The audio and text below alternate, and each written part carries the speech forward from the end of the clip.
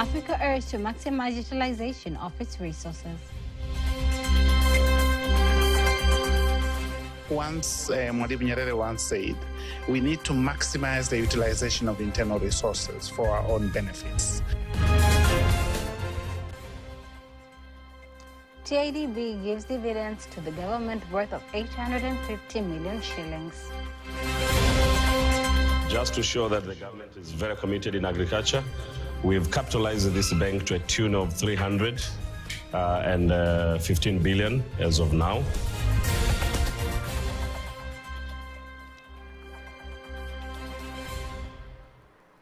Good evening, I'm Teddy Mparinyanga. You can also follow us live via YouTube channel TBC Online and also get all the latest news through our Instagram, Facebook and X pages at TBC Online. Africa Day celebrates the anniversary of the Organization of African Unity, OAU. The 25th May was formerly known as African Freedom Day. This holiday commemorates not only the founding of the OAU, but also its role in bringing the African nations together. As Africa Day is approaching, TBC News has spoken to various former ambassadors of Tanzania who served various countries worldwide on the influence that the African Union has on global affairs. AU has tremendous influence in international affairs. AU has championed a lot of important achievements at the United Nations level in terms of political liberation, but also in terms of economic liberation, in terms of advancement of women, protection of children and people with disability, protection of human rights. OAU has played a major role. OAU and African Union has played a leading role, if I may, but it is on record. You go to the United Nations, you'll find the role that the African group has played, the role of the African group has played within the United Nations, within the non-alignment movement, but within the overall protection of human life. I think if you go back a few decades, the African continent, through the Organization of African Unity, had a very strong voice in the UN group of 77, and the freedom fighting, I mean the struggle for the liberation of the African continent, especially the countries in Southern Africa.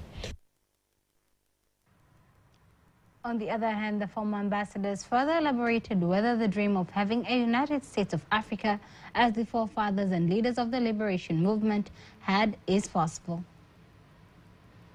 Our forefathers like the Kwame Nkrumah and others, but as you know, I think we're heading there, but it may take time. What we have now is the philosophy, what is working now is the philosophy of Mwalimu Julius Kambarage Nyerere, who championed the regional economic corporations. To keep on educating, particularly the young. It seems that either they are ignorant or they just don't like it to understand what is happening. So let's look at that, start educating our youth, start educating the population, and let us, our leaders, speak from the same, in Christianity, we normally say that, let our leaders sing from the same hymn sheet. They're singing from different hymn sheets. Africa Day marks the annual commemoration in Africa and around the world of the founding of the Organization of African Unity, OAU, in 1963. The organization was created to deal with the continental affairs of the emerging independent African states from European colonialism. In 2002, the OAU was transformed into its successor organization, the present-day African Union. Here's a brief history of the organization. The formation of the OAU was strongly influenced by the intellectual, cultural, and political movement of Pan-Africanism. Dating back to the 19th century, Pan-Africanism is a socio-political worldview, philosophy, and movement stressing the principles of the unity of the African continent and peoples of African heritage in political, cultural, and economic matters. The occasion gives an opportunity for Africans and people of African descent to look back on the achievement of the Pan-African movement at national, regional, and continental level. Africa pays special tribute to the legacy and values of the founding fathers of the OAU. The celebration also provides the opportunity for African nations to look ahead to accelerate socio-economic integration across the continent and assert Africa's place on the global stage. Following World War II, the process of decolonization of the African continent gathered momentum as Africans increasingly agitated for political freedom and the ending of European colonial rule. Following the period of decolonization, the Cold War, and apartheid in South Africa, African leaders recognized that the OAU's framework was no longer adequate to meet the continent's need for greater socio-integration and to prevent its marginalization in the era of globalization. In order to better respond to the challenges facing the continent and to realize the vision of the Founding Fathers for a peaceful, prosperous, and united Africa, the OAU Assembly of African Heads of State and Government issued the Sirte Declaration in 1999 in Libya, calling for the establishment of the African Union, AU. The declaration was followed by summits at Lomé, Togo, and Lusaka, Zambia. In 2002, the OAU was formally transformed into the African Union. Comparatively, the objectives of AU are more comprehensive than those of the OAU. The AU has shifted focus from supporting liberation movements in the former African territories under colonialism and apartheid to an organization spearheading Africa's development and socio-economic integration. The African continent has been urged to maximize the utilization of her internal resources for our own benefits in order for it to reduce over-reliance on other continents for its economic survival. Speaking to TBC News, the Director of International Trade and Economic Diplomacy at the Ministry of Foreign Affairs and East Africa Cooperation, Ambassador John Olanga, says that Africa has abundant untapped resources, including her young population and natural resources. And I think once Mwalimu Nyerere once said, we need to maximize the utilization of internal resources for our own benefits. I think that requires identification of the resources we have, identification of the skills that are needed to exploit the resources, but also integrate our own economies. We are the continent that trade the least within itself. We trade more with continents outside Africa than trade within Africa. What does it mean? It means we export a lot of raw materials to outside Africa. Some of those raw materials could be processed within Africa and therefore benefit the other African nations and therefore remain or retain the wealth within the continent. So I think for me, it's the maximum utilization of internal resources, be physical, human, and other type of resources for our own benefits. But number two will be maintenance of peace and security, because if you look at all the wealthy countries in Africa, which are wealthy in terms of resources, they're not peaceful. That tells you quite a bit, that they're not spending their time to exploit the resources for economic benefit, but they're spending their time to either feed into the civil wars or address. So I think peace and security is quite important. First, Africa has a lot of untapped potential. First, we are the most youthful population in the world. You know, youth population is a potential by itself. So the question is, how can we tap that potential of the energy, the innovation, the risk-taking behavior that youth have when it comes to entrepreneurship? So I think that's the first. And of course, second, the landmass that we have has a lot below it. A lot of either minerals or other type of resources. You see, the landmass also that we have is highly fertile. We're probably the most fertile continent in the world. President Samia Suluhu Hassan has signed a condolence book at the Iran embassy in Dar es Salaam following the death of the president of that country, Ibrahim Raisi, who died in a helicopter accident last Sunday. President Samia was received by her host, Ambassador of Iran in Tanzania, Hossein Al-Vandi Bahine.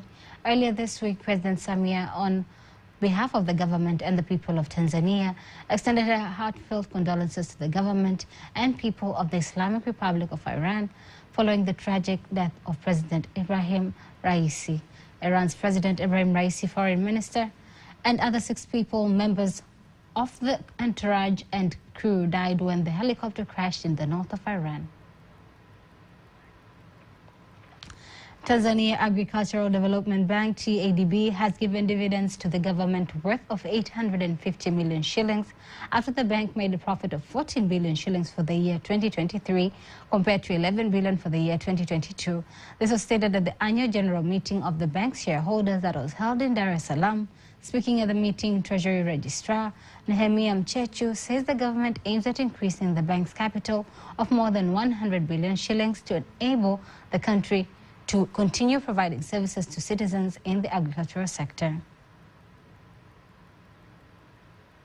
In agriculture, we've capitalized this bank to a tune of 315 billion as of now.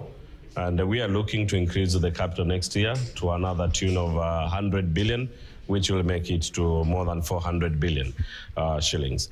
And the bank has been performing quite well. This year, they were able to deliver a profit of 14 billion, which is a good increase, more than 26% compared to 11 billion that they did last year. So indeed, they are demonstrating that agriculture is not a risk business, but is a if well managed, it's a good returning business.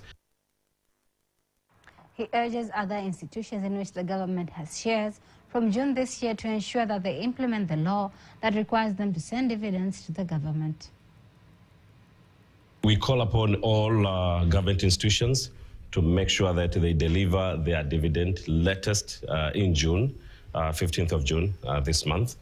And as of now, our Treasury Office team is engaging on analyzing those who have delayed to pay, but equally setting targets for other institutions to see how much they're going to be able to pay next year. But we are going to be taking more stance on the performance because this is also a call from the top, which requires all the institutions to undertake reforms and rebuilding as part of our 2 eras out of the 4 eras, which are core pillars of our president. On his part, the executive director of the TADB Bank, Frank Nyabudenge, says that for the farmers affected by floods, the bank aims to revive their loans so that they can return to their farms.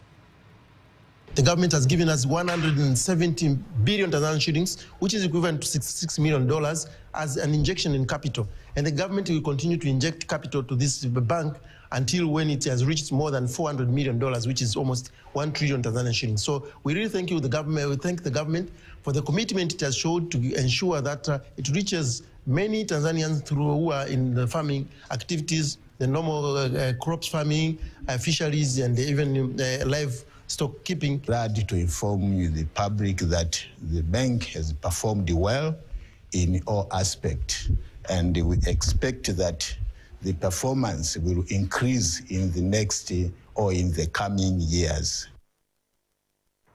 The government has invested capital in the bank worth 315 billion shillings. Minister of Finance Mwigulu Nchemba has thanked the European Union for its contribution in development through aid and loans, saying up to now, the European Union investment in Tanzania was €3 billion equivalent to approximately 8 trillion Tanzanian shillings. Speaking at the commemoration of European Union Day in Dar es Salaam, Mwigulu says the money has been used to implement development projects in various sectors like transport, energy, agriculture, trade, investment, water, and environment.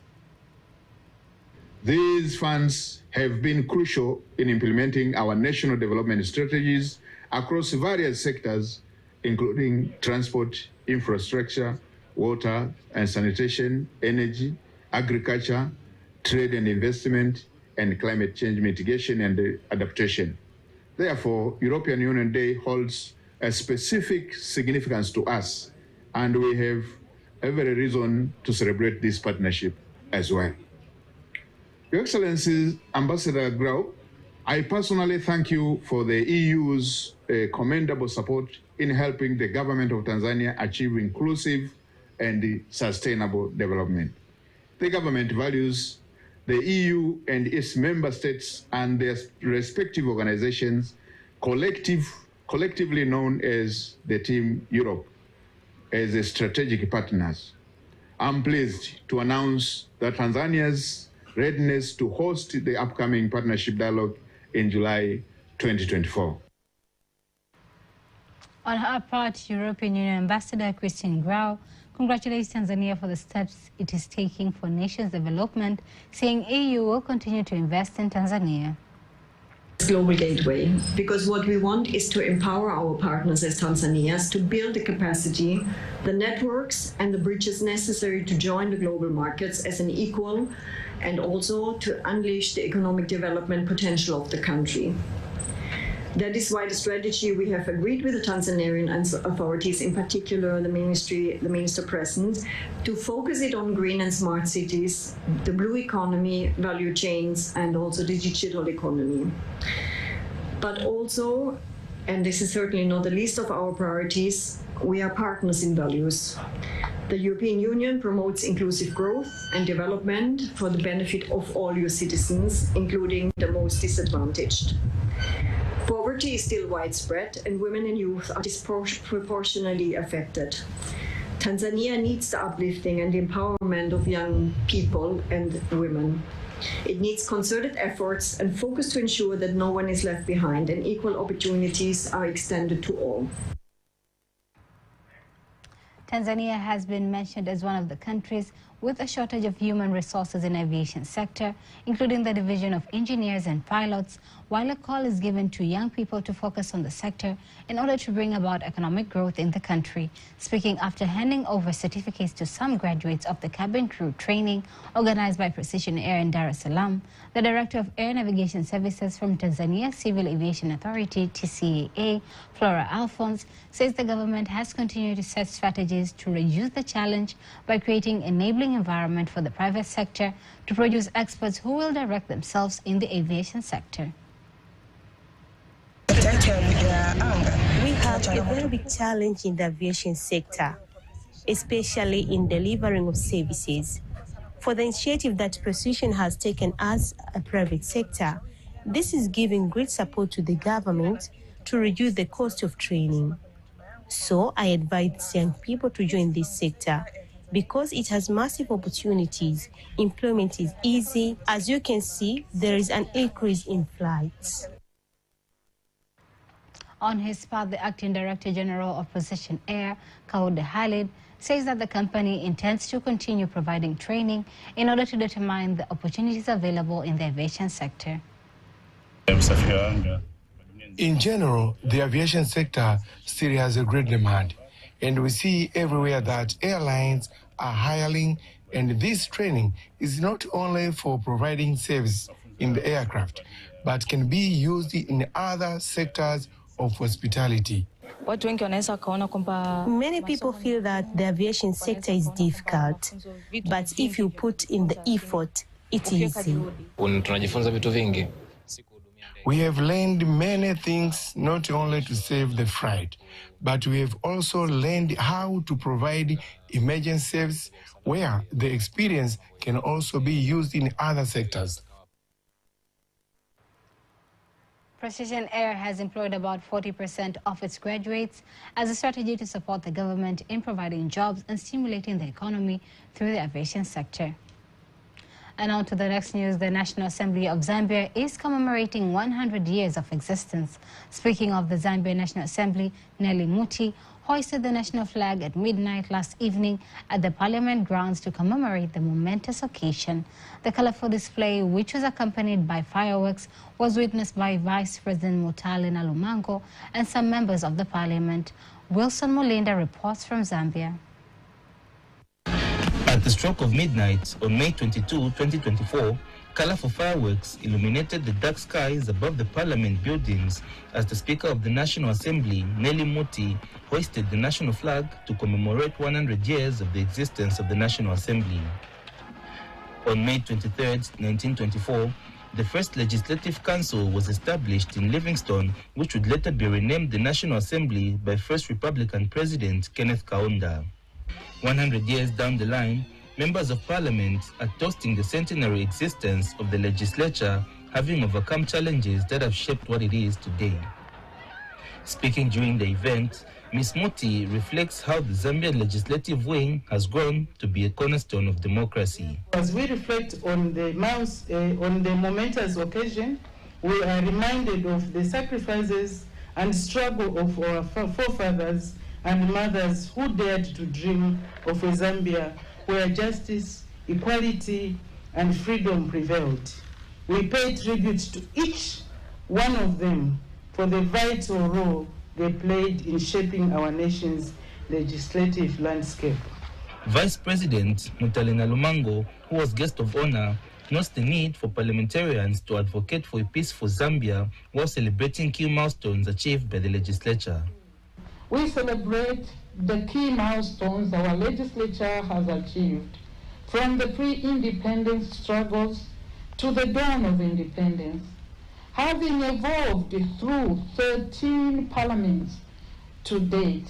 Each milestone represents triumph of the Zambian human spirit and an enduring commitment to spur greatness and prosperity in our nation. Meanwhile, Clerk of the National Assembly, Roy Nguluve, highlighted some of the key developments at Parliament over the years. The establishment of the Legislative Council of Parliament took place on 23rd May 1924. Therefore, today marks 100 years of the existence of the Zambian legislature.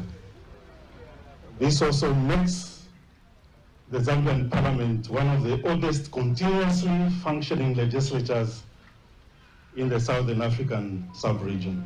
Mrs. Nalumango and Ms. Moti also paid tribute to former presidents, speakers, and parliamentarians who have contributed to the growth of the National Assembly. Before we wind up our local news tonight, let us now have a look at today's exchange rates according to the Bank of Tanzania, BOT.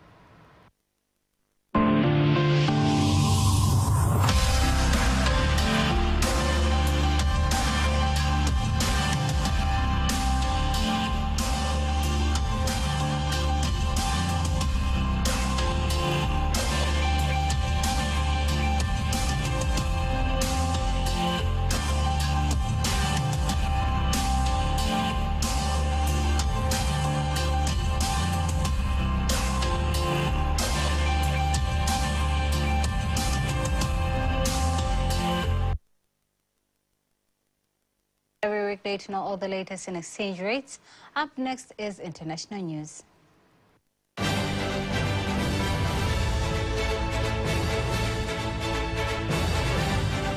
As compiled by Ramadhani Mpenda and read by Rehema Sababili.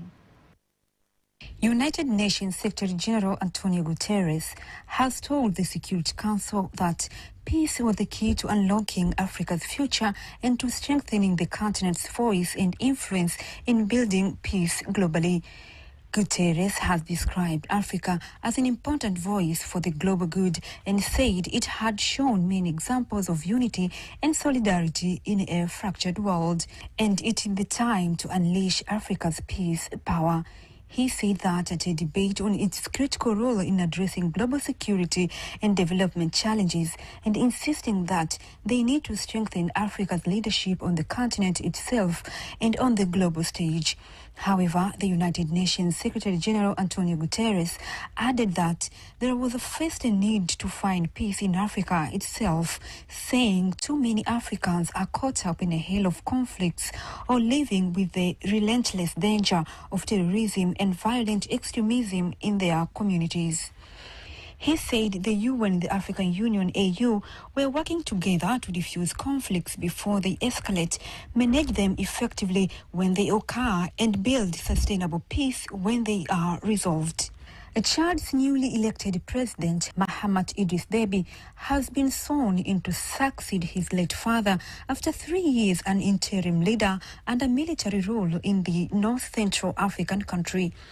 Mahamat Idris Deby took power after his father, Idris Deby Itno, who was killed fighting rebels in 2021 after ruling the country for 3 decades. Deby won a sweeping 61% of the May 6 election that came after 3 years of military rule. Speaking at inauguration ceremony in the capital in N'Djamena, he said he respects people's choice, which contribute to the vitality of our democracy. Following the inauguration, Chad has named Alamai Halina, who was previously its ambassador to China, the new prime minister in a decree read out on state television. Halina will assume the post of Prime Minister after Success Masra announced his resignation from the position this week.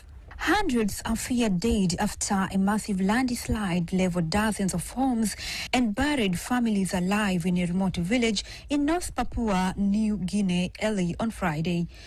The disaster hit Tikau Kalam village in Inga province, about 600 kilometers northwest of South Pacific Island nation's capital of Port Moresby at about 3 a.m. local time on Friday. Inga's provincial governor Peter Ipatas told the news agencies that a big landslide had caused loss of life and property.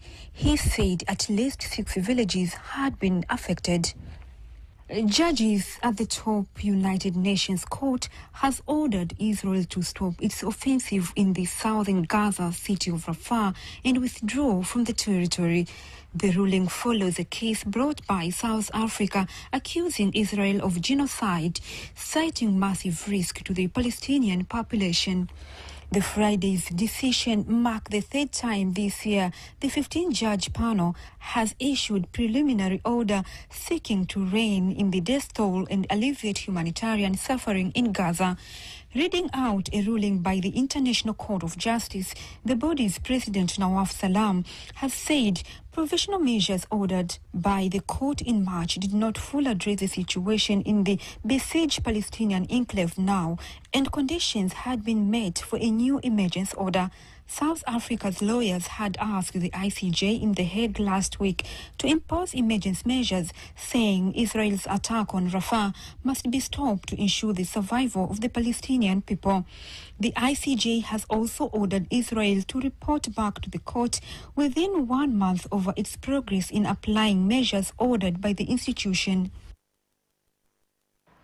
That was international news. Sports news up next.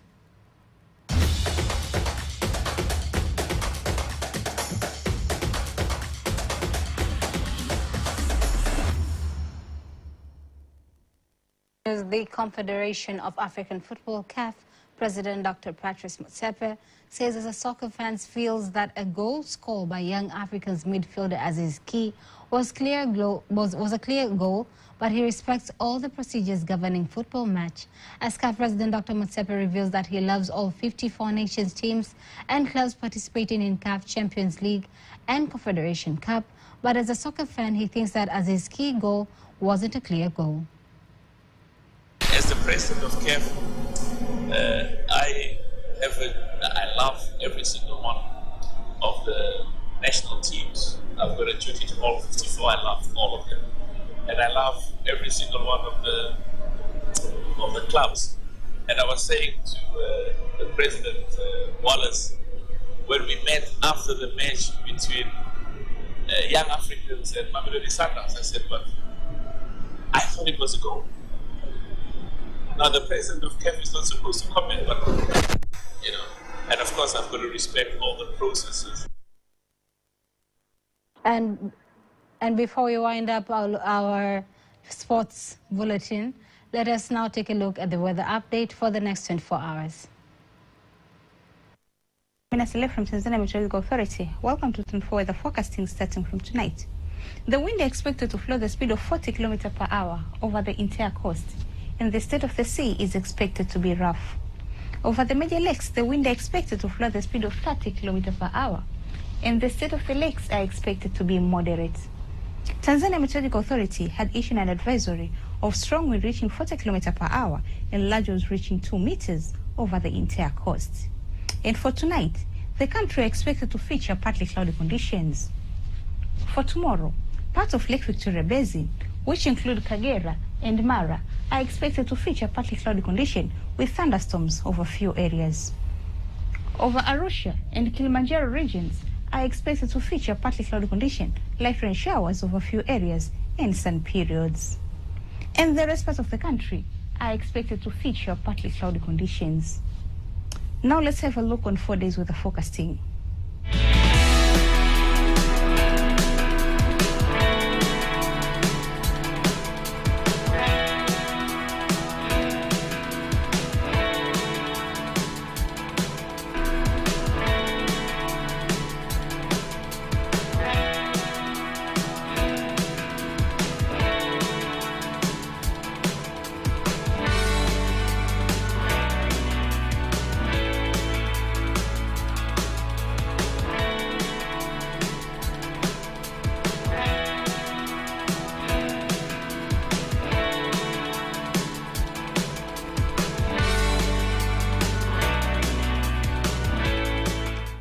Meteorological Authority. Thanks for watching and have a good night. And that marks the end of our news bulletin for tonight. Do not miss our next bulletin in Kiswahili at 11 p.m. On behalf of the whole team, I am Teddy Mparinyanga. Have a lovely, lovely night.